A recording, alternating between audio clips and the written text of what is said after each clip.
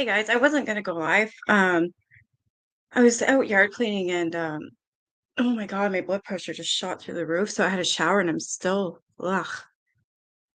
Hey, autistic, and happy Easter. I'm just I'm gonna try though anyways. It feels like I don't know, I guess people in their stages of menopause where you sweat constantly get the sweats. That's what I get if I do anything.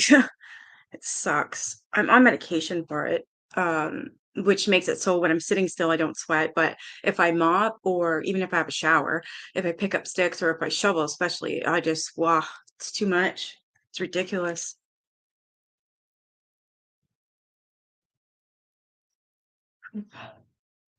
So I'm just going to read this and then probably show a video. I think I got a video. Oops.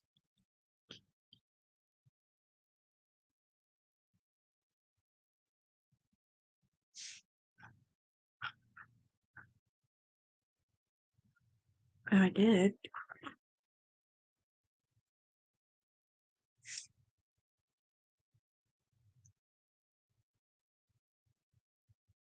Oh, wow. They actually went to the graves, this channel here that's called Jack the Ripper Tour.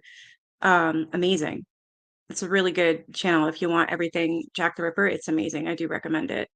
Um, but they actually went to visit Elizabeth Stride, Annie Chapman, Mary Nichols. Um, wow. Went to their graves. Oh, they got the Dear Boss note.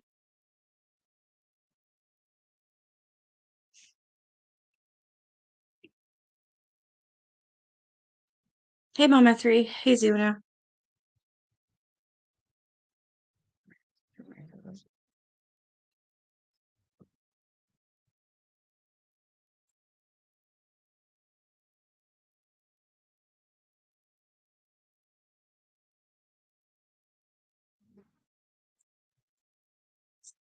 All right, so we're on chapter 10, and this is still the Eddowes inquest. Catherine Eddowes, the murder of her. All right. So, for greater detail on the Eddowes murder, reference may be made to the inquest reports filed in the Corporation of London Records Office. These records include the written statements of witnesses at the Eddowes inquest. Eliza Gold, nah, Eliza, I think that would be. So Eliza Gold, sister of Catherine Eddowes of Thrall Street, Spitalfields, a widow, stated an oath. I recognized deceased as my sister. Her name was Catherine Eddowes, a single woman, 43 years of age. She has been living for some years with Mr. Kelly. I have not seen her for 3 or 4 weeks. She used to go out hawking, was of sober habits. She lived with a man named Conway before she lived with Kelly. She lived with Conway for some years. I do not know if Conway is living. I have not seen him for some years. He was a pensioner and went out hawking. I cannot tell whether they parted or on good or bad terms.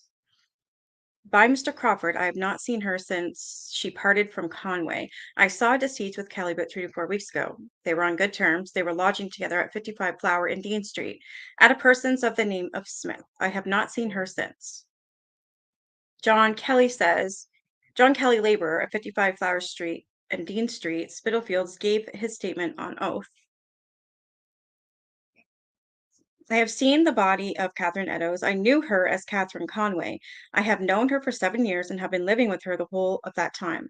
She used to sell a few things about the street. She lived with me at 55 Flower and Dean Street, a common lodging house. I was last in her company on Saturday last at 2 o'clock in the afternoon in Houndsditch. We parted on very good terms. She said she was going over to see if she could see her daughter Annie at Bermondsey, a daughter she had by Conway. She promised me to be back by 4 o'clock and no later. She did not return. I heard she had been locked up at Bishopgate. I was told by 2 women. I made sure she would be out on Sunday morning. It was for a little drop of drink. I never suffered her to go out for immoral purposes. She was occasionally in the habit of slightly drinking to excess. She had no money about her when I left. She went over to see her daughter with a view of getting some money. I was without money to pay for the lodging at the time. I know of no one with whom she was at variance or likely to injure her. I do not know whether she had seen Conway or whether he was living. I never saw him. By jury, they say she usually returned about 8 or 9 o'clock. By Mr. Crawford, he states, I do not know of anyone with whom she had been drinking. She left me some months ago in consequence of few words. She only remained away for a few hours. She told me her daughter lived at King Street, Bermondsey. We have lived in the same house for some years. On Friday night, we did not sleep together. That night, she went into the casual ward at Mile End. We did not sleep the whole of that week at the lodging house.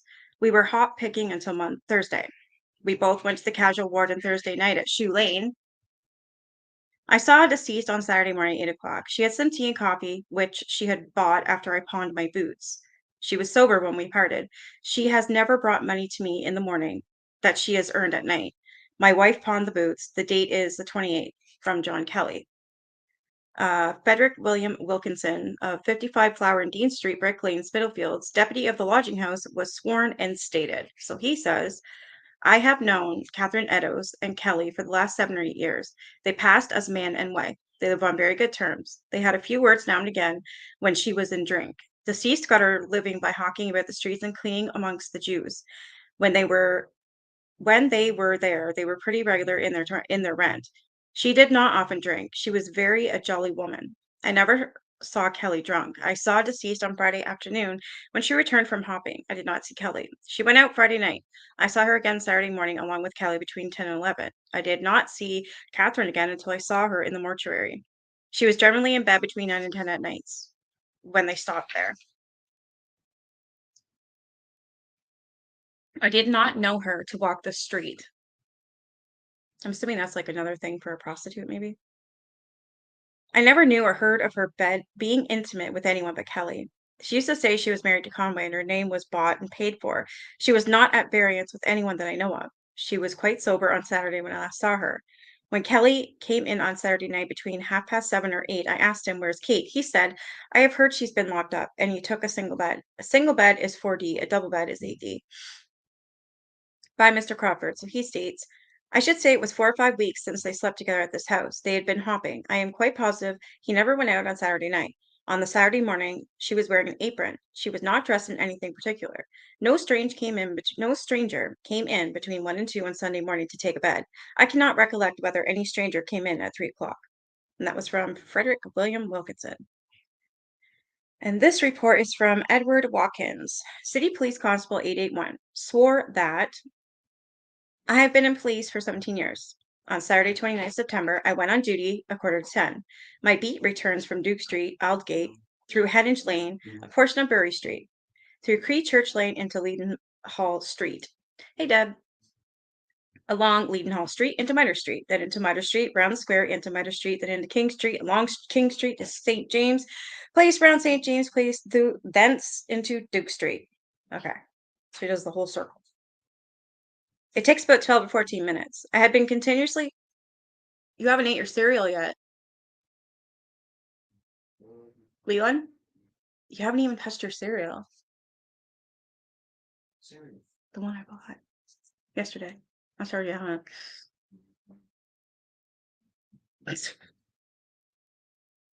So there you go.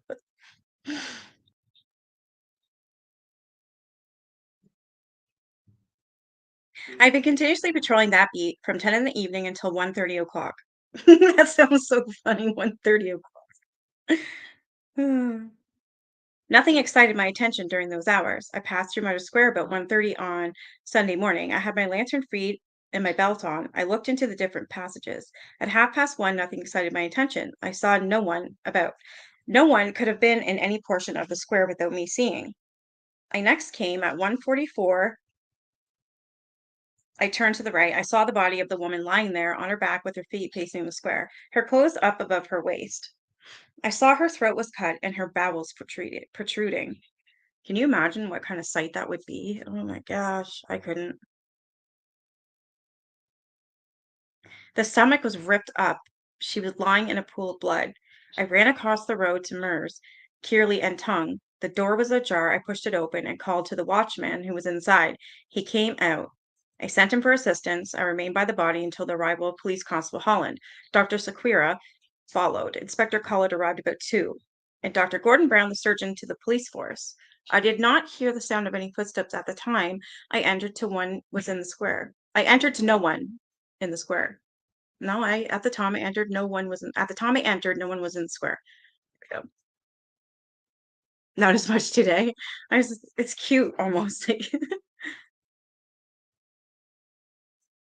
the watchman at Messrs. Curly and Tongues was at work inside cleaning out the offices. The watchman blew his whistle as he was going up the street. No one comes through Mitre Street but myself, and that was from Edward Watkins. This is from Frederick William Foster. He's 26, old Jewry, architect and surveyor. Being sworn safe, I have made the plans produced. I have them in three sections, one 8 feet to an inch, another 200 feet to an inch, from an ordnance map of the city. I have marked on an ordnance map of the same scale from Burner Street to Meadow Street. That would be 1,144 yards, about three-fourths of a mile. It would take about 12 minutes to walk it from one to another. By Mr. Crawford, it is the nearest route that anyone unaccustomed to it would take it.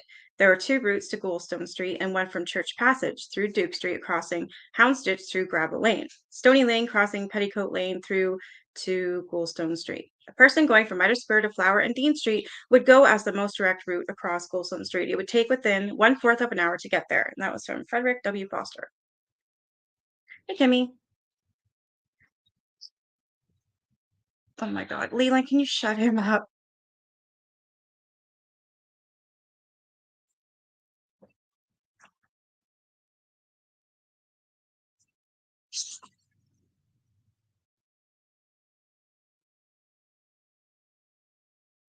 You can hear my nephew through his phone doing, oh, he's so loud. So Frederick William Wilkinson is recalled, examined by Mr. Crawford. Kelly was at number 52 sleeping on Friday and Saturday. I had six strangers sleeping there on Saturday evening. I do not remember anyone coming in about 2 o'clock on Sunday morning.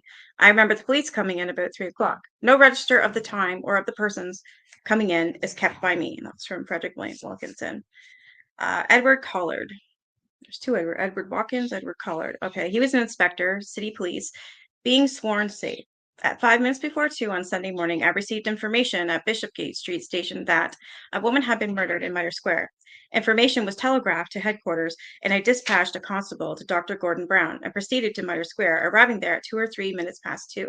I found Dr. Sequeira, several police officers, and the deceased person lying in the southwest corner of the square in the position described by Constable Watkins. The body was not touched until the arrival of Dr. Brown, who arrived shortly afterwards. The body was examined, and Sergeant Jones picked up on the left side of the deceased three black buttons, generally used for women's boots, small metal button, common metal thimble, a small mustard tin containing two pawn tickets, which were handed to me. The doctors remained until the arrival of the ambulance and saw the body placed in a conveyance. It was then conveyed to this mortuary, and the body was stripped. I produced a list of articles found on her. She had no money whatever on her. I produced a portion of the apron which deceased was apparently wearing, which had been cut through and was found outside her dress. I took immediate steps to have the neighborhood searched. Mr. Macmillan, chief of the detective department, on his arrival shortly after, with a number of detectives, sent to have immediate searches both in the streets and in lodging houses. Several men were stopped and searched without any good result. I have had a house-to-house inquiry in the vicinity of Mitre Square, but I failed to find anything expecting the witnesses to be produced named Lawrence and Levy. I failed to find anything excepting the witnesses to be produced named Lawrence and Levy. Okay. By Mr. Crawford. He states her head, neck, and shoulders were lying in a pool of blood on each side of her. Nothing in front, no appearance of any struggle having taken place. I made an examination around to see if there was any struggle. No trace whatever. Nothing to lead to suppose there had been any struggle, either in the appearance of the woman or her clothes. The blood was in a liquid state, not congealed. In my opinion, from what I saw, I should say that the body had not been there more than half an hour, a fourth of an hour. I endeavored to find footsteps, but could find no footsteps. A search was made at the back of the empty houses, but I could find no trace whatever. The official list of Edo's clothes and possessions is as follows. All right, you have a good night. Happy Easter.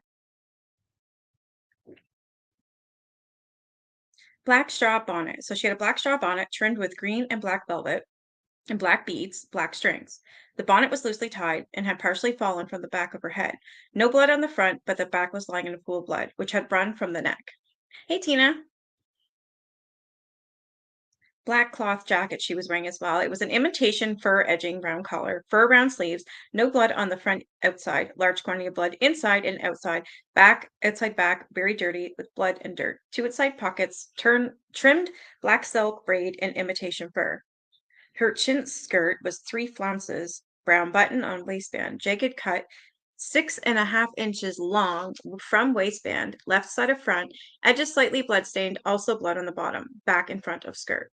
Her brown linsey dress bodice, black velvet collar, brown metal buttons down front, blood inside and outside back of neck and shoulders, clean cut bottoms of left side 5 inches long from right to left. Her gray stuff petticoat, that had a white waistband, cut 1.5 inch long. Thereon in front, edges bloodstained, bloodstains on front and at bottom of petticoat. Then she had, what is this? A very old green alpaca skirt, jagged cut 10.5 inches long in front of waistband downward, bloodstained inside front undercut. And she had a very old ragged blue skirt. What, she wore both of them? Red flounce, light twill lining, jagged cut 10.5 inches long, through waistband downward, bloodstained inside and outside, back and front. A white calico like chemise, very much bloodstained all over, apparently torn thus in middle of front. A man's white vest, and this had a button to match down front. Two outside pockets, torn at the back, very much blood stained at back, blood and other stains on front. No drawers or stays. Oh boy. So she was going commando. Pair of men's lace-up boots that had mohair laces. Right boot has been repaired with red thread. 6 blood marks on right boot. One piece of red gauze silk. Various cuts thereon found on neck. One large white handkerchief, blood-stained. 2 unbleached calico pockets. Tape strings cut through also top left-hand corners. Cut off one. One blue striped bed ticking pocket. Waistband and strings cut through. All 3 pockets are blood-stained. One white cotton pocket handkerchief. Red and white bird's eye border. One piece of brown ribbed stockings. Feet mended with white. 12 pieces of white rag, some slightly blood-stained. One piece of white coarse linen. One piece of blue and white shirting. 2 small blue bed ticking bags. 2 short clay pipes that are black. Tin box containing tea. Do sugar. I don't freaking know. Do, pause, space, sugar, period. One piece of flannel and 6 pieces of soap, small tooth comb, one white handle, table knife, and one metal teaspoon. This was all on her person? One red leather cigarette case, white metal fittings, one tin matchbox empty, one piece of red flannel containing pins and needles, one ball of hemp, one piece of old white apron. Holy frig, that's a lot of crap to have on somebody's body. I guess they carry everything with them because they don't have a home. That's what I would think anyways.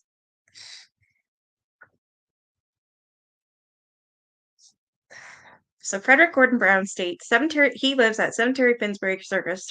He's the surgeon of City of London Police Force. Being sworn safe, I was called shortly after 2 o'clock. I reached about 18 minutes past 2. My attention was called to the body of Catherine Eddowes. The body was lying in position described by Watkins. The body was on its back. The head turned to left shoulder, the arms by the side of the body as if they had fallen there, both palms upwards, the fingers slightly bent. A thimble was lying off the finger on the right side. The clothes drawn up above the abdomen. The thighs were naked, left leg extended in line with the body. The abdomen was exposed, right leg bent at the thigh and knee. The bonnet was at the back of the head. Great disfigurement of the face. The throat cut across. Below the cut was a neckerchief. The upper part of the dress was pulled open a little way. Abdomen was all exposed. The intestines were drawn out to a large extent and placed over the right shoulder. Wow. They were they were smeared over with some feculent matter. Okay, I'm assuming fecal matter. That's what it sounds like. A piece of about 2 feet was quite detached from the body and placed between the body and the left arm, apparently by design. The lobe and auricle of the right ear was cut obliquely through. There was a quantity of clotted blood on the pavement on the left side of the deck, round the shoulder and upper part of the arm, and fluid blood colored serum which had flowed under the neck to the right shoulder. The pavement sloping in that direction, sorry. Body was quite warm. No death stiffening had taken place. She must have been dead most likely within the half hour. We looked for superficial bruises and saw none. No blood on the skin of the abdomen or secretion of any kind on the thighs. No spurting of blood on the bricks or pavement around. No marks of blood below the middle of the body. Several buttons were found in the clotted blood after the body was removed. There was no blood on the front of the clothes. There was no traces of recent connection. When the body arrived at Gold Lane, some of the blood was dispersed through the removal of the body to the mortuary. The clothes were taken off carefully from the body. A piece of deceased ear dropped from the clothing. Oh my gosh.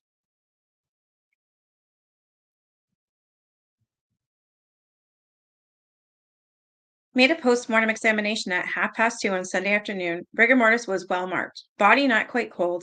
Green discoloration over the abdomen. That is so quick.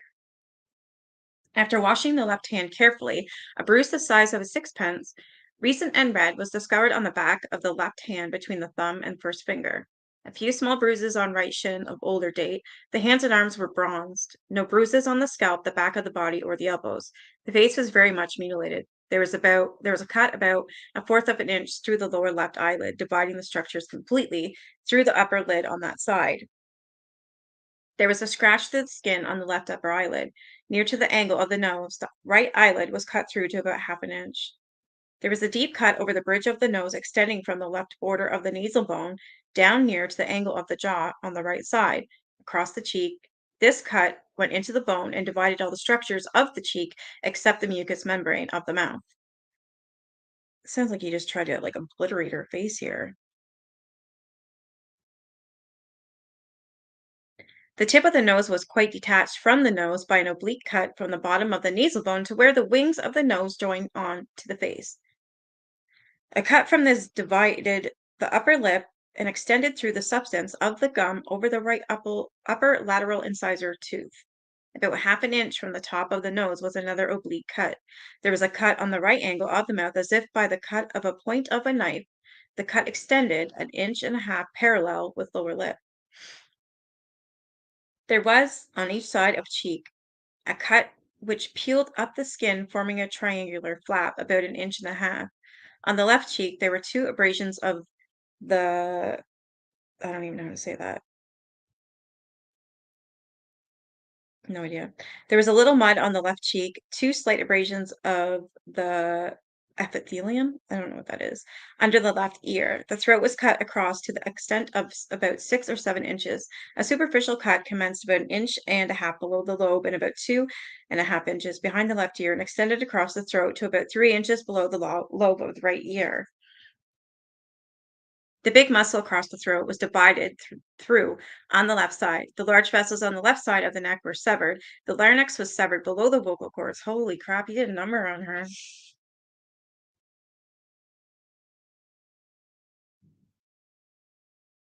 All the deep structures were severed to the bone, the knife marking intervertebral cartilages. The sheath of the vessels on the right side was just opened. The carotid artery had a fine hole opening. The internal jugular vein was opened an inch and a half, not divided. The blood vessels contained clot. All these injuries were performed by a sharp instrument like a knife and pointed. The cause of death was a hemorrhage from the left common carotid artery. The death was immediate, and the mutilations were inflicted after death. We examined the abdomen. The front walls were laid open from the breastbone to the pubes. The cut commenced opposite the com- the insiform cartilage. The incision went upwards, not penetrating the skin that was over the sternum. It then divided the insiform cartilage. The knife must have cut obliquely at the expense of the front surface of that cartilage. Behind this, the liver was stabbed as if by the point of a sharp instrument. Below this was another incision into the liver about 2.5 inches, and below this, the left lobe of the liver was slit through by a vertical cut. Two cuts were shewn by jagging of the skin on the left side. The abdominal walls were divided in the middle line to within 1/4 of an inch of the navel. The cut that took a horizontal course for 2 inches and a half towards right side. It then divided round the navel on the left side and made a parallel incision to the former horizontal incision, leaving the navel on a tongue of skin. Attached to the navel was 2.5 inches of the lower part of the rectus muscle on the left side of the abdomen. The incision then took an oblique direction to the right and was shelving. Wow, they're very detailed. The incision went down the right side of the vagina and rectum for half an inch behind the rectum. Like this is horrible.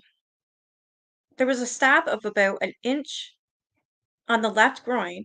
This was done by a pointed instrument. Below this was a cut of 3 inches going through all tissues, making a wound of about of the peritoneum about the same extent. An inch below the crease of the thigh was a cut extending from the interior spine of the ilium obliquely down the inner side of the left thigh and separating the left labium, forming a flap of skin up to the groin. Hi, Country Girl Brenda. Oh, no worries. Oh, happy Easter. Hope you're enjoying your vacation. The skin was retracted through the hole of the cut in the abdomen, but vessels were not clotted, nor had there been any appreciable bleeding from the vessel. I draw the conclusion that the cut was made after death, and there would not be much blood on the murderer. The cut was made by someone on the right side of the body, kneeling below the middle of the body. I removed the contents of the stomach and placed it in a jar for further examination. There seemed to there seemed very little in it in the way of food or fluid, but from the cut end, partly digested food escaped. The intestines had been detached to a large extent from the mesentery. About 2 feet of the colon was cut away. The sigmoid flexure was invaginated into the rectum very tightly. Right kidney pale, bloodless, with slight congestion of the base of the pyramids. There was a cut from the upper part of the slit on the undersurface of the liver to the left side, and another cut at the right angles to this, which were about an inch and a half deep and 2.5 inches long. Wow.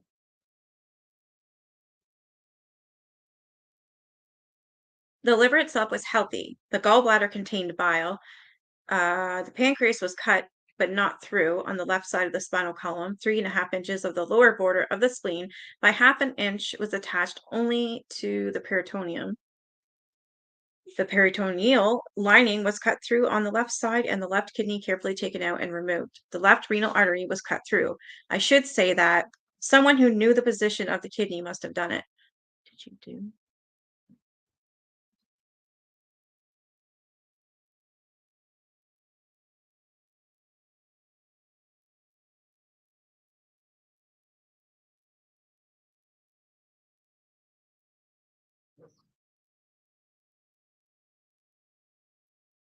The part removed would be of no use for any professional purpose. It required a great deal of medical knowledge to have removed the kidney and know where it was placed. Such a knowledge might be possessed by someone in the habit of cutting up animals. I think the perpetrator of this act had sufficient time, or he would not have nicked the lower eyelids.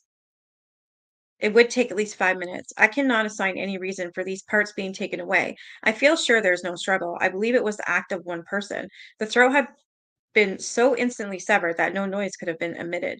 I should not expect much blood to have been found on the person who had inflicted these wounds. The wounds could not have been self inflicted.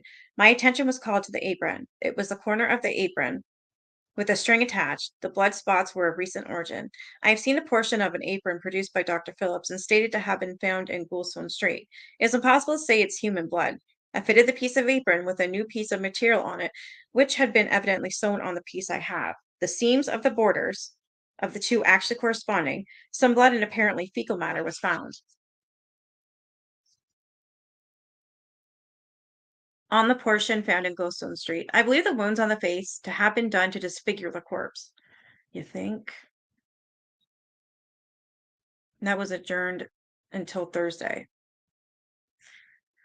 Now it's on to George William Sequeira, 34 Jewelry Street, Aldgate. He's a surgeon being sworn. So he says, I was called on the 30th September at 5 to 2 and was the first medical man to arrive. I saw the position of the body and I agreed with Dr. Gordon Brown. As to the position, I was present and heard the whole of the evidence of Dr. Gordon Brown at the last meeting. I quite agree with the doctor in every particular.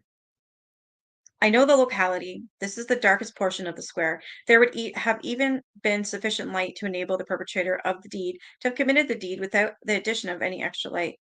I form the opinion that the perpetrator of the deed had no particular design on any particular organ. I do not think he was possessed of any great skill. I count for the absence of noise, as the death must have been so instantaneous after the severance of the windpipe and the blood vessels. I should not have expected that the person who committed the deed necessarily be spattered with blood. Life has not been extinct more than 1/4 of an hour.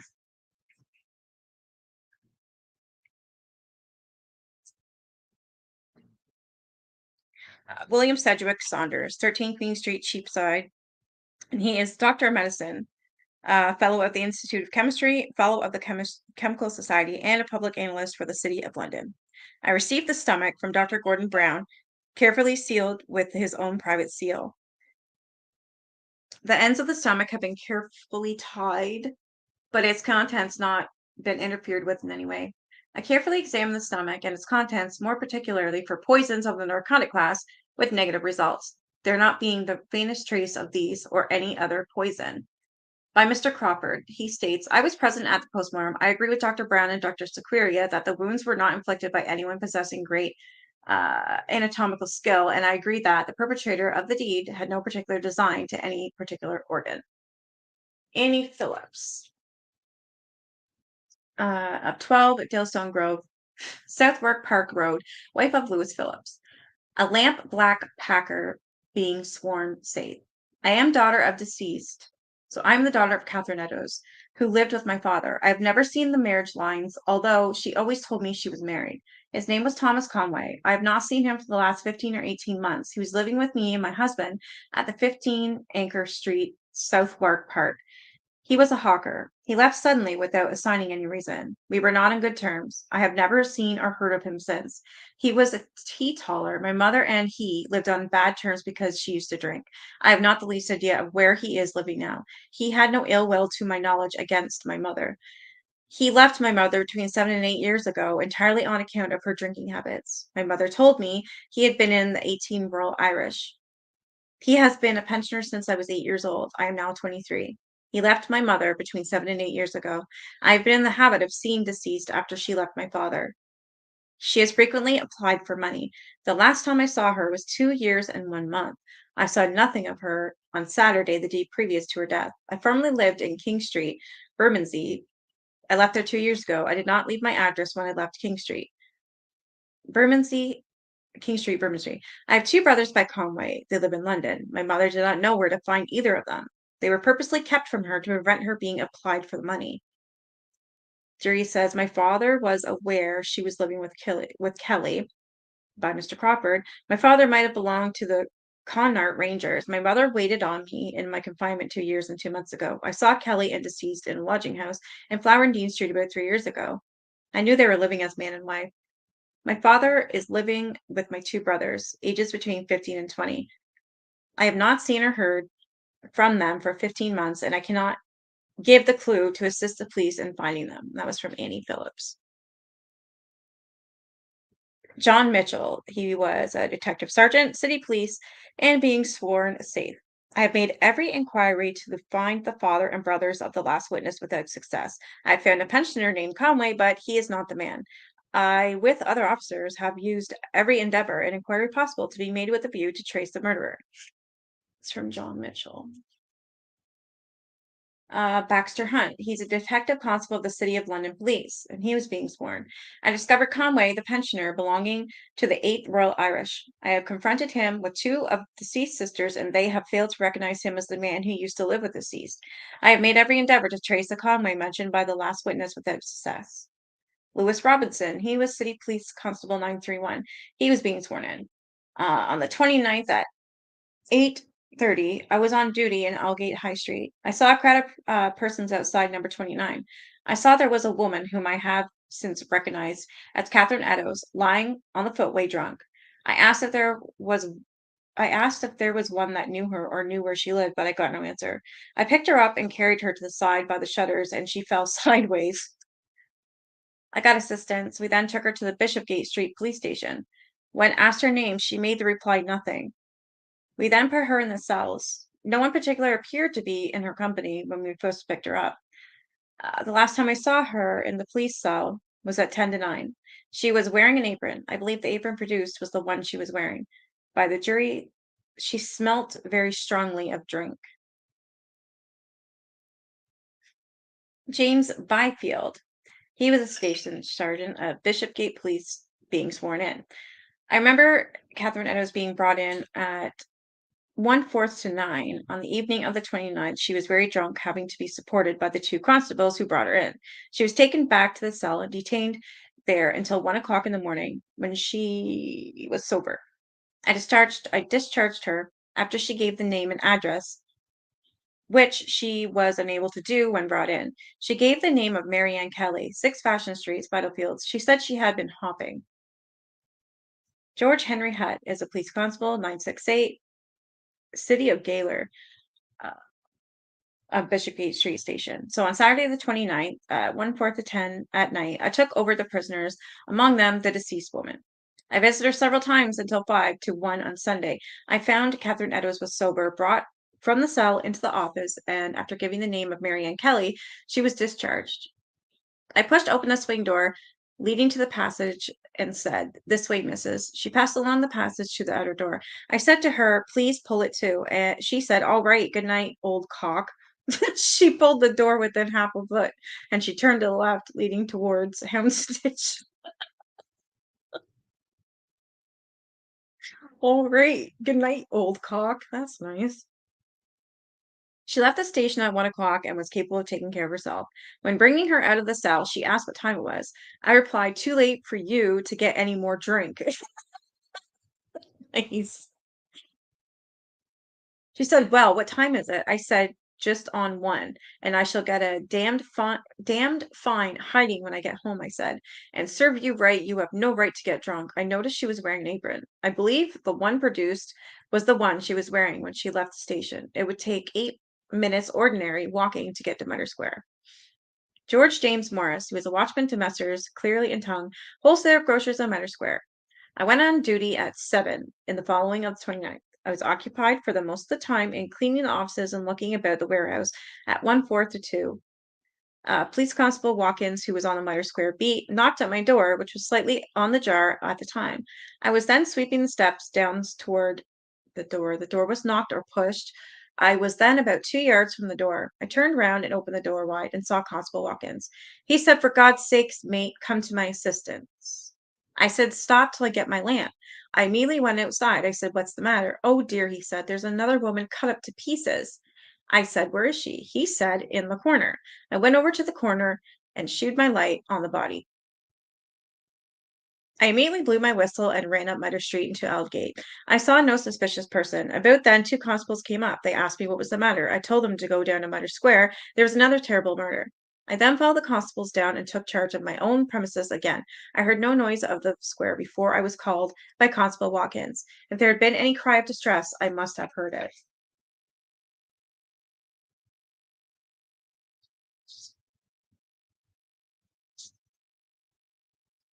I was in the warehouse where the counting house faces the square.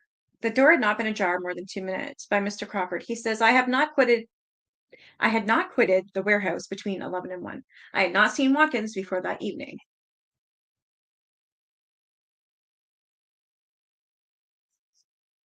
This is by James Harvey, 964 City Police being sworn. I went on my beat at 4th to 10 on the 29th. My beat is from Bevis Marks to Duke Street, into Little Duke Street to Houndsditch, from Houndsditch back to Duke Street, along Duke Street to Church Passage, back again into Duke Street to Aldgate, from there to Mitre Street, back again to Houndsditch, up Houndsditch to Little Duke Street, back again to Houndsditch to Goring Street, up Goring Street to Bevis Marks, to where I started. At 20 to 2 on Sunday morning, I went down Duke Street and down Church Passage as far as Mitre Square. I saw no one. I heard no cry or noise. When I got to Aldgate, returning to Duke Street, I heard a whistle blown and saw the witness Morris with his lamp. I went to him and asked what was the matter. He said, "A woman has been ripped up in Mitre Square." Are you just eating? I saw a constable on the other side of the street. I said, "Come with me." We went into Mitre Square and saw Watkins there and the deceased. Constable Holland, who followed me, went for Dr. Sequeria. Private individuals were sent for, other constables, arriving almost immediately. I waited there with Watkins, and information was at once set for Inspector. I passed the post after a clock, between 1 and 2 minutes to the half an hour. I go as far as to the end of the church passage. I was at the end of the church passage about 18 or 19 minutes to 2. I can only speak with certainty as to the time with regard to the post office clerk. Clock, not clerk, clock.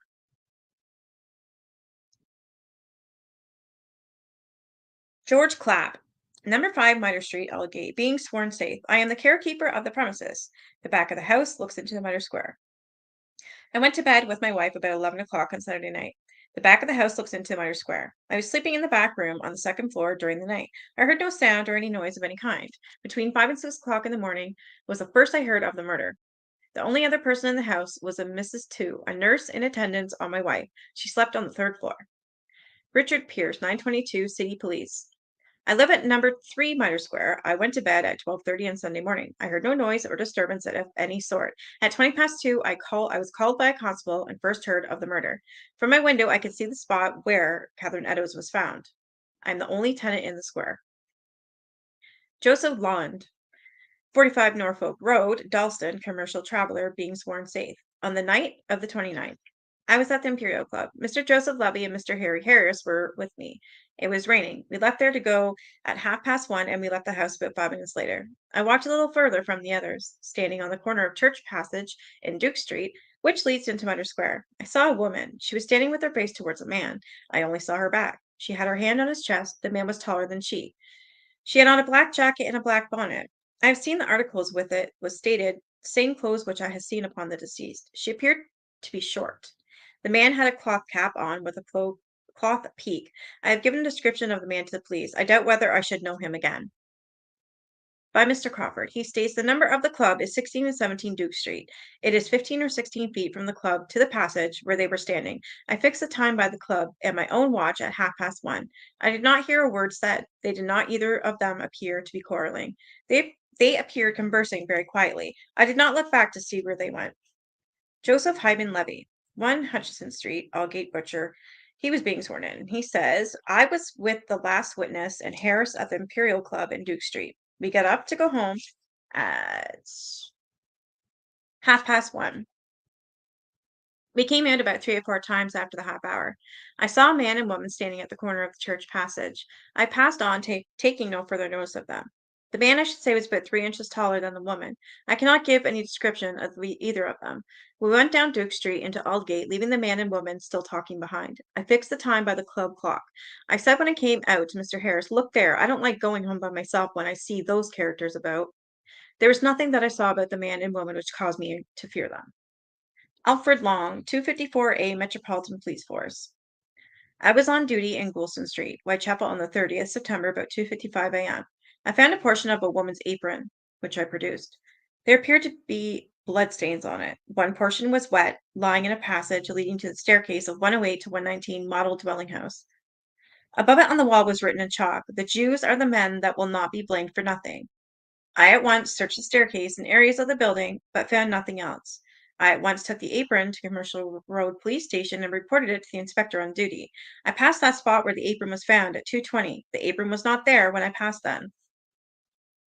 The words that were written on the wall, "The Jews are the men that will not be blamed for nothing," I copied the words from the wall onto my report. I could not say whether they were recently written. I wrote down into my book, and the inspector noticed that Jews was spelled Juews. There was a difference between the spelling. When I found the piece of apron, I at once searched the staircase leading to the buildings. I did not make any inquiries of the tenements of the buildings. There were 6 or 7 suitcases. I searched every one. Found no traces of blood or recent footmarks. Having searched, I at once proceeded to the station. Before proceeding there, I had heard of a murder having been committed. I had heard of the murder in Mitre Square. I left a man 190 in charge of the beat H division. I told him to take an observation as to anyone who entered the building or left it. I next returned to the building about 5 o'clock. When I returned, the writing had not been rubbed out. It was rubbed out in my presence at 5:30 on thereabouts. I did not hear any one object to its being rubbed out. Daniel Halls, he's a detective officer of the City of London Police. On Saturday, the 29th September, from instructions I received, I directed a number of police officers to patrol the city all night. At about 2 minutes to 2, I was at the corner of Houndsditch by Aldgate Church in company with detectives Outram and Marriott of the City Police. We all three went to Mitre Square. I had the light turned on to the body and saw it was a murder. I gave instructions to have the neighborhood searched and every man examined. I went by Middlesex Street into Wentworth Street, where I stopped 2 men who gave satisfactory accounts of themselves. I came through Goulston Street at 20 past 2 and then went back to Mitre Square and accompanied Inspector Collard to the mortuary. I saw deceased stripped and saw a portion of the apron was missing. I went back with Major Smith to Mother Square. When we went back to Goulstone, I then went with Detective Hunt to Lehman Street Police Station. I and Detective Hunt went on Goulstone Street, and the spot was pointed out where the apron was found. I saw some chalk writing on the black of the wall. I remained there and sent with a view to having the writing photographed. Directions were given to have the writing photographed, and during the time, some of the Metropolitan Police said as it was Sunday morning, it might cause a riot or an outbreak against the Jews and decide to have it rubbed out, and it was rubbed out.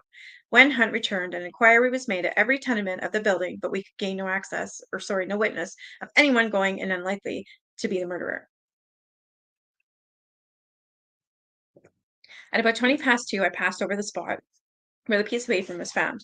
I did not notice anything. I suggested that the top line should be taken out of the writing on the wall. I took a note of the writing before it was rubbed out. The exact words were, "The Jews are not the men that will be blamed for nothing." The writing had the appearance of being recently written. I protested against the writing being rubbed out. I wished it to remain there until Major Smith had seen it. It looked as if it had been correctly or recently written. Verdict: willful murder by some person unknown. Okay, that was out of nowhere. Despite the fairly detailed statements of the various witnesses contained in the preceding inquest papers, they would appear to be the initial evidence of these witnesses, and the reports to be found in newspapers do contain additional information. In order to get the full details of the reported evidence in the press, we again turn to the Times. The first report is contained in the issue of Friday, 5th October 1888, page 4. The East End murders. Yesterday morning, Mr. S.F. Langham, the city coroner, opened the inquest at the mortuary in Gold Lane respecting the death of Catherine Eddowes, otherwise Conway or Kelly, who was found murdered in Mitre Square, City, last Sunday morning. Dr. Sedgwick Saunders, medical officer of health for the city, Mrs. Crawford and city solicitor, Mr. M. William, the inspector of the city detective department, and Mr. Superintendent Foster were present during the inquiry. Mr. Crawford was at the opening of the proceedings, stated that he was present as representing the city police for the purpose of rendering the coroner and the jury every possible assistance. If, when the witness were giving evidence, he thought it desirable to put any question, probably he would have the coroner's permission to do so. The coroner says, by all means.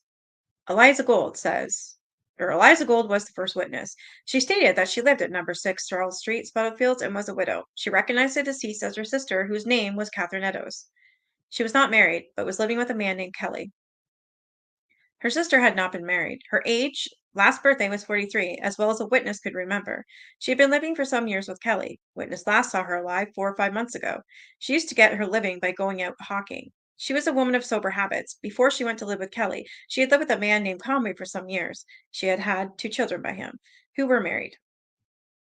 The witness could not say whether Conway was still living. She had not seen him. Conway was a pensioner in the army who used to go out hawking things. Witness could not say whether her sister and Conway had parted on good or bad terms, nor could she say whether her sister had seen Conway since they had parted. Witness was quite certain that the deceased was her sister.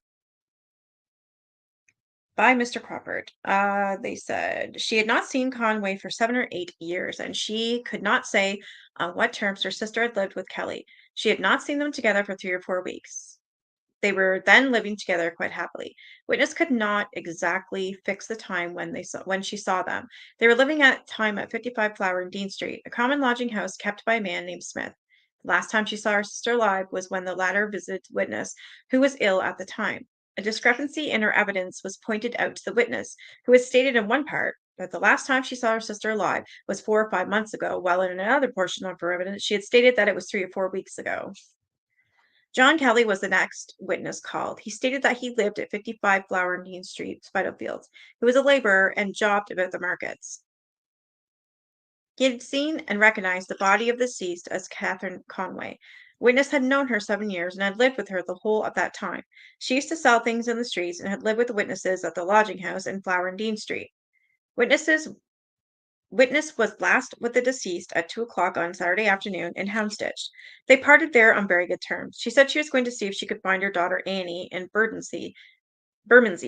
She believed Annie was a daughter the deceased had had by Conway. She promised to be back at 4 o'clock and no later. She did not return, but witness heard that she was locked up on Saturday night at Bishopgate. He was told by a woman that he had seen Elizabeth in Houndsditch with 2 policemen. He could not say what time it was when he heard that statement. He did not make inquiries about her, feeling sure that she would return on Sunday morning. He heard that she had been locked up because she had had a drop of drink. He did not know that she ever went out for immoral purposes. He had never allowed her to do so.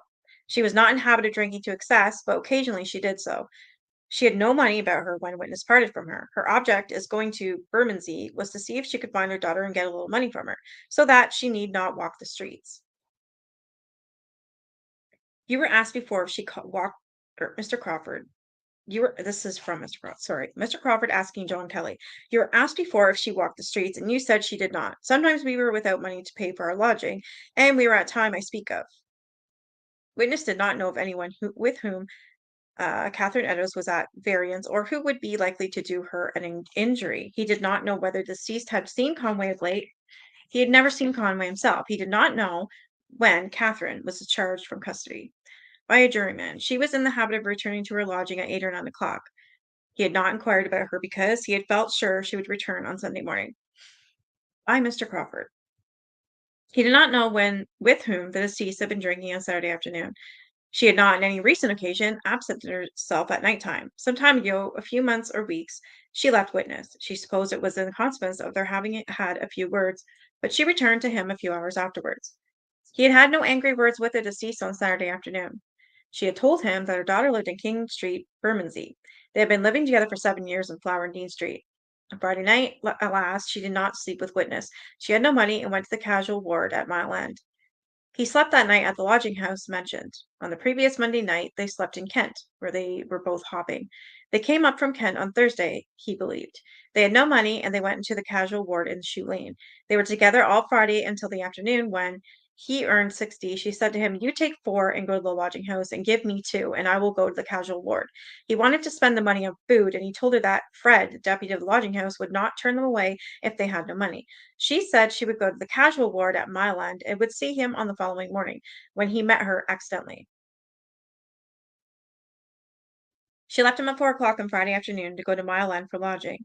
He saw her the next morning about 8 o'clock, as well as he could remember, and was surprised to see her so soon. The tea and sugar found on her had been bought out of the money, the $2 or whatever it was, 2 cents, for which she had pawned his boots. When she left witnesses, she was, he was sure, quite sober. She had spent the greater part of the $2 in food and drink. They parted on good terms. He could not say why she separated from Conway. She had lived with witness for 7 years. When he saw her so early on the Saturday morning, she told him that there had been some bother in the casual ward and that was why she had been turned out so soon. He did not know the regulations of the casual ward at Mile End and whether he could discharge herself when she liked. The boots were pawned on Friday or Saturday by Catherine. Witness remained outside the shop. He slept at the lodging house in Flower and Dean Street on Saturday night. Mr. Crawford produced the pawn ticket and stated that the boots were pledged last Friday.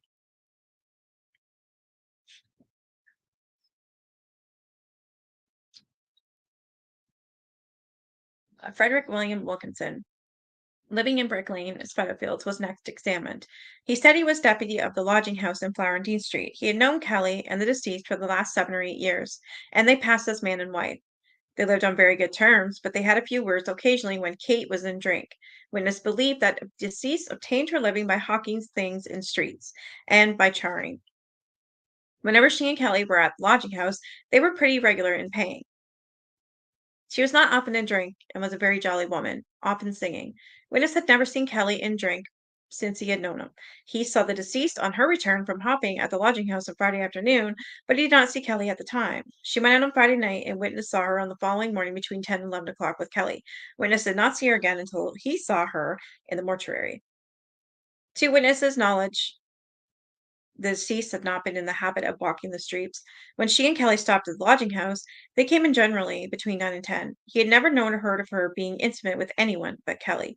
She used to say that her name was Kate Conway and that it had been bought and paid for, meaning that she was married to Conway. So far as witness knew, she was not at variance with anyone. She was quite sober when he saw her with Kelly on Saturday morning between 10 and 11. He asked Kelly when the latter came to pay for his lodging on Saturday where Kate was, and Kelly replied that he had heard that she had been locked up. Kelly called between 7:30 and 8 on Saturday night and took a single bed. A single bed was 40 and a double was 8. A juryman says, "Do you not take the names of those who sleep at the lodging house?" No.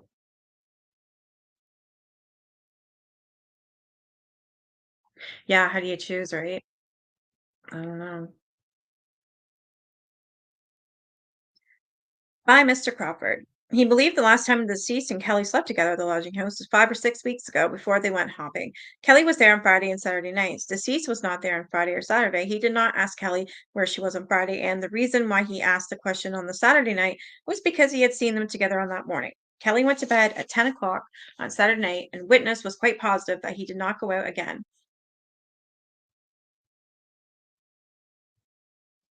Jesus, these are. He could not say at what hour Kelly went out on Saturday, but he saw him at the lodging house at dinner time. Hey, Heavenly Cow. Hope you're doing good. Happy Easter. So far as he was aware, Kelly had no quarrel with any man about the deceased. He believed she was wearing an apron on Saturday morning. Mr. Crawford stated, "Did anyone come to your lodging house on the Sunday morning between 1 and 2 o'clock and take a bed stranger? A stranger?" Witness, I had no stranger there between 1 and 2. Mr. Crawford, can you tell me who entered your lodging house on Saturday morning between 1 and 2? Witness says, "Two detectives came and asked if I had any female out." Mr. Crawford, did anyone come in before that between 1 and 2 whom you did not recognize and take a bed? I cannot remember. I can refer to my book and tell you whether any stranger was there. By the jury. I saw the deceased and Kelly together on Saturday morning between 10 and 11 at breakfast. The examination of the witness was then adjourned to enable him to obtain the book referred to from the lodging house. Edward Watkins, City Police Constable 881, was the next witness, and in answer to Mr. Crawford, he stated that he had been in the police force for 17 years. On the night of Saturday, September 29th, he went on duty at a quarter to 10 on his regular beat. His beat extended from Duke Street, Aldgate, through Heneage Lane, a portion of Bury Street, and blah, blah, blah, along Leadenhall Street, eastward into Mitre Street, into Mitre Square, round the square, and again into Mitre Street, then on along to King Street, to St. James Place, and then all the way back to Duke Street. The beat took 12 or 14 minutes. He had been continually patrolling that beat from 10 o'clock on Saturday night until 1:30 on Sunday morning without anything exciting his attention. He passed through Mitre Square about 1:30 on Sunday morning. He had his lantern fixed in his belt, and in accordance with his usual practice, he looked into the different corners, passages, and warehouses. Nothing excited his attention at 1:30, nor did he see anyone about. No one could have been in any portion of the square at the hour without the cognizance of the witness. He next came to Mitre Street Square about 1:44. He fixed the time by reference to his watch after he had called the watchman. He entered the square from the night, right near the corner, where something attracted his attentions. Plan of the square made by Mr. F. W. Foster of Old Jewry, where his point handed and referred to Mr. Crawford in his examination. At about 1:44, witness came into the square at the right, and he then saw the body of a woman lying there. She was lying on her back and her feet facing the square. He did not touch the body. The first thing he did was go across to the Messrs. Kearsley and Tung's warehouse. The door was ajar. He pushed it open and called to the watchman. Morris. Morris came out and witness sent him for assistance.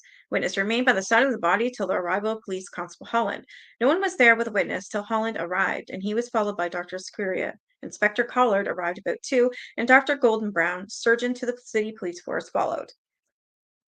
When a witness entered the square at 1:44, he heard nothing, no sound of the footsteps of some one running away, and to the best of his belief, no one was there but the murdered woman by the corner. The door of the warehouse of the Messrs. Kearsley and Tongue was open as the watchman was working inside. It was not an unusual thing for the warehouse door to be open at the time. He did not sound a whistle because they did not carry whistles. The watchman did whistle. Witness's beat was a single beat. No other policeman entered Mitre Square.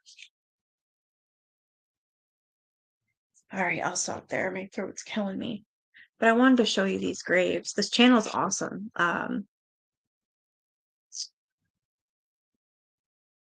Let me see.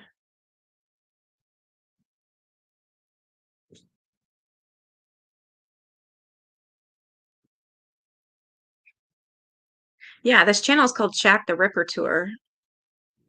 It's awesome. I love it. They got everything. I'm surprised they don't have more subs. They only have 19,000. I think I hit the bell, didn't I? Yeah, I did. So they actually went to Elizabeth Stride's grave, one of the murder victims, and Mary Nichols. So I wanted to take a peek at these. Jack the Ripper's third victim was Elizabeth Stride, whose body was found in Dutfield Yard off Berners Street at 1 a.m. on the 30th of September 1888. Following the initial police investigation, her body was taken to the mortuary in St George's Churchyard, a building that still stands, albeit it is now in a ramshackle state. On Saturday, the 6th of October, she was taken to the East London Cemetery, and her burial took place in the quietest possible manner and at the expense Oh, of the parish, according to newspaper reports. In recent years, the I cemetery actually like authorities that a have lot. marked her final resting place with this elaborate grave and stone, the most substantial memorial to Wow, it's any of the beautiful. Look at the victims. roses. And, as with the other victims, visitors make pilgrimages to her grave to pay their respects and to lay flowers and other tributes, It's thus beautiful. ensuring that long Liz Stride is not forgotten. Jack the Ripper's third victim, following Mary Nichols, who is generally There's Mary acknowledged as Nichols. having been the first victim of the killer Well, we now hers is know as so much more Jack the different. Ripper, was murdered in Bucks Row, Whitechapel, in the early hours of Friday, the 31st of August, 1888. Her body was taken to the mortuary, where it remained until Thursday, the 6th of September, when it was removed to the undertaker's in Hanbury Street. Later that day, her funeral cortege set off for the City of London cemetery. Crowds lined the route, and policemen were stationed every few yards to keep the onlookers at bay. Only members of her immediate family were allowed to enter the cemetery, and they accompanied her coffin to its final resting place, where she was buried in a common grave. With all the Sadly, money. that grave no longer exists, although the cemetery What? authorities have placed a memorial plaque to her in the Garden of Remembrance, and each year a steady stream of visitors make their way to the cemetery to pay their respects to the memory of Mary Ann Polly Nichols. Mary Nichols, who is generally acknowledged as having been Wish he'd explain at the junction of the money. I wonder what that's for. Because the other girl didn't get money, so I want to know what it's for this one. What is this? Was the Great Fire God's punishment on London in 1666? a question What's I often get this? asked on my Jack the Ripper tour is where did the name Jack the Ripper come from? On the I think that's 27th of kind of September obvious. 1888, a letter was sent to the Central News Press Agency, whose offices were located in this building on New Bridge Street in the City of London. Written in red ink, the missive began, "Dear Boss, I keep on hearing the police have caught me, but they won't fix me just yet." It bore the chilling signature, Jack the Ripper. On the 29th of September, the agency forwarded the Dear Boss letter to the Metropolitan Police Headquarters at Scotland Yard. Within 24 hours of the police's receipt of it, Elizabeth Stride and Catherine Eddowes were murdered, and criticism of the police's inability to catch the killer increased dramatically. Desperate for a breakthrough, the police made the letter public, and so chillingly accurate was the signature on it that it caught the public imagination, and thereafter the killer became universally known as Jack the Ripper. A question I often get asked on my Jack the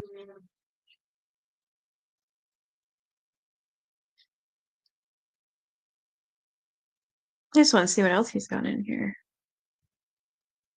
Okay, I can't do Mary Kelly yet. Oh, here's Catherine Eddowes. We'll do that one. Brawler! It's time! This is Aldgate High Street, and geographically it is here that the East End of London gives way to the City of London. This dragon marks the boundary between the two, and from a policing perspective is significant, as it is here that the jurisdiction of the Metropolitan Police ends and that of the City of London Police begins. All but one of the Whitechapel murders occurred on Metropolitan Police territory. The one that didn't was that of Catherine Eddowes, murdered on the 30th of September That's the one I 1888 was reading in about nearby just Mitre now. Square. But the events leading up to her death began on Aldgate High Street on the evening of the 29th of September. At around 8:30 that night, Police Constable Louis Robertson of the City of London Police was walking his beat along the High Street when he I don't noticed a know. I love crowd this gathered on channel. one. Do you guys like this channel? I just love all the like he's got the actual facts and the photos and the drawings and like the stuff that I have in my book. And then he shows the letters and stuff. And it's very factual. Everything he says is in the book. I like that. On the pavements, laughing at something. Pushing through them, he found that the source of their amusement Oh was my a God. drunken woman. I don't mean to laugh, but look at found drunk in the streets. What? woman, whom he later identified as Catherine Eddowes, who was entertaining the crowd with an imitation of a fire engine. Having taken a Oh my bow, she God. lay down on the pavement and went to sleep. Constable Robinson asked if any of the onlookers knew who the woman was. None of them did, so the officer hauled her to her feet and propped her up against the shutters of one of the shops. She promptly slid back down onto the pavement. Yeah. Robinson summoned the assistance of a colleague, Constable George Simmons, and together they manhandled her round to Bishopsgate Police Station. Here, when asked her name, Kate replied, "Nothing." Yeah, that The was in the officers book. placed her in a cell and left her to sober up. At 9:45 that night, the city jailer, George Hutt, came on duty and took over responsibility for the prisoners in the cells. He checked on her several times over the next few hours, and each time found that she was fast asleep. By 12:15 on the morning of the 30th of September, she had woken, and Hutt heard her singing softly. A What? quarter of an hour later, she called to him and asked when she would be allowed to leave. "When you can take care of yourself," Hutt called back. "I can do that now," came her reply. At 12:55 a.m., he brought her from the cell and told her that she could go. He pushed open the swing door to the passage and said, "This way, missus." As she walked to the outer door, she asked him what the time was. "Too late for you to get any more drink," observed Hutt. "I shall get a damn fine hiding when I get home," she sighed.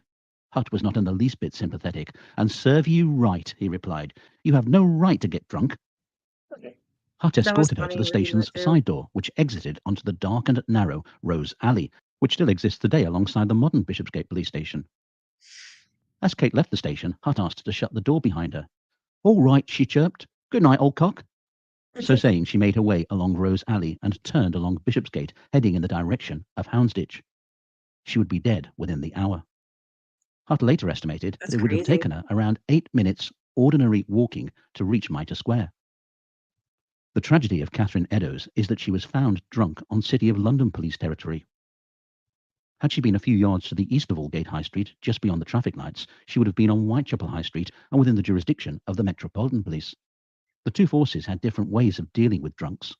The policy of the City of London Police was to lock anyone up found drunk in their area, wait for them to sober up, and then release them, as happened in Catherine's case. Conversely, the Metropolitan Police would hold them overnight, and they would appear in court the next morning. Had Catherine been found drunk on the other side of the traffic lights, she would have faced a court appearance and a fine, but she would have survived the night. Oh wow. Mitre Square lay It's just inside the crazy. City of London's. So one half the street, you go to the drunk tank, you're out the next day. The other half street, you go in the drunk tank, and then you face the court in the morning. So yeah, if she had to pick the other side, she would have been alive. Wow, I didn't know that. Eastern Fringe. It has changed an awful lot since 1888. Indeed, it has changed an awful lot in the last 10 years. Until a few years ago, it was surrounded by modern office blocks, which, although not particularly special, did at least give it a certain atmosphere. The fact that it was a cobbled square added to the ambience. A raised flower bed stood in the southwest corner, marking the approximate site of the murder of Catherine Eddowes, and provided an unintentional memorial to her. There are and were 3 exits from the square. A fairly wide one onto Mitre Street to the west, a narrow one in the northeast corner, and St James's Passage, or Church Passage as it then was, in its southeast corner. The recent development has That's robbed the changed a square of lot. its former sinister ambience, albeit I have to admit that it is a far more pleasant spot than it used to be. The flower bed may have disappeared from its southwest corner, but a lot more greenery has appeared in the square. It has also lost its name, and there is no sign here anymore to tell you that you're in Mitre Square. However, it is unique among the murder sites in that it is the only one at which there is any official recognition of the crime having taken place here, with this information I wonder board why. providing details about the murder of Catherine Eddowes. You would think if they had one of those in London already, of one of the victims, why wouldn't they have it all over the place, a plaque like that? That's weird. In 1888, 3 imposing warehouse buildings towered over the square. There were also 3 uninhabited houses, with 2 further houses, one of which was lived in by City of London policeman Richard Pierce, nestled between the warehouses. The warehouse that dominated the north side of the square was the premises of Keely and Tong, and here retired police officer George Morris was working as a night watchman. At 1:30 on the morning of the 30th of September, City Police Constable Edward Watkins walked through the square on his beat. He had his lantern on and fixed to his belt. He was emphatic that the square had been quite deserted at that time, and that no one could have been hiding there without him seeing them. Around 5 minutes later, commercial traveller Joseph Lavender, butcher Joseph Hyam Levy, and furniture dealer Harry Harris, members of the Imperial Club, a club for local businessmen located on Duke Street, now called Duke's Place, left the club and headed in the direction of Church Passage, the southeastern entrance to Mitre Square. As they passed the passage, they saw a man and a woman standing under the gas lamp over the entrance. The woman had her back to the trio, so they didn't see her face. Says the Whitechapel monster seen by two men. Okay. But Joseph Lavender later identified Catherine Eddowes' clothing as that was worn by the woman. Levy wasn't impressed at the sight of the couple and said to Harris, "Here, I'm off. I don't like the look of those people over there. I don't like going home by myself at this hour of the morning. I don't like passing this class of person." Joseph Lavender, however, was a little less disgusted and glanced briefly at the man as he passed the couple. Despite later claiming that he wouldn't be able to identify the man were he to be confronted with him again, he was later able to provide quite a detailed description of him. He had, he said, the appearance of a sailor, was aged about 30, around 5'9" tall, of medium build with a fair complexion and a small, fair moustache. He sported a reddish handkerchief tied in a knot, wore a pepper and salt loose-fitting jacket, and had on a grey peaked cloth cap. The three men continued on their way, and none of them looked back once they had passed the couple. The couple had gone from the spot when, 5 minutes later, City Constable James Harvey walked his beat past Church Passage. He even went down the passage, checking the doors of the premises on either side, but saw Such a nothing. difference in However, time. he stopped short of entering Mitre Square, but walked back down the passage and continued on his beat along Duke Street. At 1:44 a.m., just a few minutes after Harvey had completed his examination of Church Passage, Constable Watkins turned out of Leadenhall Street, headed along Mitre Street, and veered right into Mitre Square. Shining his bullseye lamp into the dark recesses of the square, he noticed something in the southwest corner. Approaching, he shone his lamp onto it and saw to his horror that it was the mutilated body of a woman. Recoiling in shock, That's one of the photos in the book. Well, drawings in the book as well. Wow. It's just a mess. he raced across the cobbles and burst into Keely and Tong's warehouse to alert George Morris. "For God's sake, mate," he stammered, "come to my assistance. Here is another woman cut to pieces." Pausing momentarily to get his lamp, Morris followed the officer back across the square, took one look at the body, and raced off along Mitre Street, blowing furiously on his whistle to raise the alarm. Police officers were soon converging on Mitre Square from all directions, and they began fanning out into the surrounding streets in search of the killer. They were all wearing a different hat. But their efforts proved fruitless. The murderer, it seemed, had melted into thin air, and nobody had seen a thing. George Morris confessed himself totally baffled as to how such a brutal crime could have been committed so close to his place of work without him hearing a sound. He could hear the footsteps of the policeman as he passed on his beat every quarter of an hour, the Illustrated Police News reported.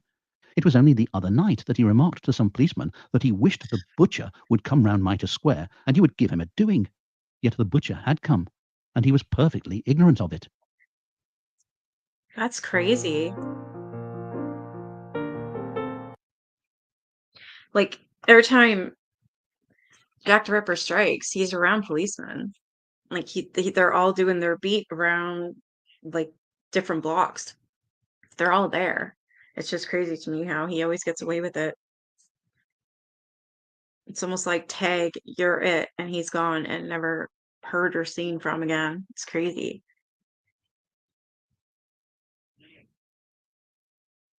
Well, thank you guys for joining me. I wasn't gonna do this tonight, but then I started thinking, well, I'm sure I'll feel better after my shower. And here we are. Yeah.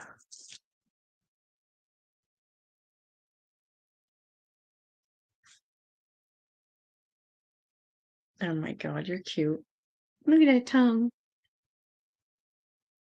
Both females laying on my couch beside me. It's cute.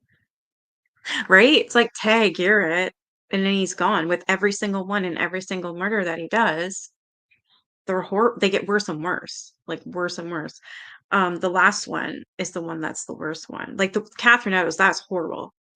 Oh my God. I don't think there's anything on her he didn't cut. Like he mutilated this one. Like he's done awful to all of them. This one is just the worst one yet. And then the last one, Mary Kelly, that was the worst one, I believe. Crazy. All right, I'm gonna go. I feel like having some ice cream with strawberries or something. French vanilla ice cream and strawberries. Yeah, that sounds good. Plus, it's nicer weather, so I need to get myself a pedicure soon. I might do it tonight. All right, thank you guys for joining me and have a great night. I'll be back tomorrow with some more Lethal Marriage. Carla and Paul All right. Have a good night, guys. Happy Easter. Bye.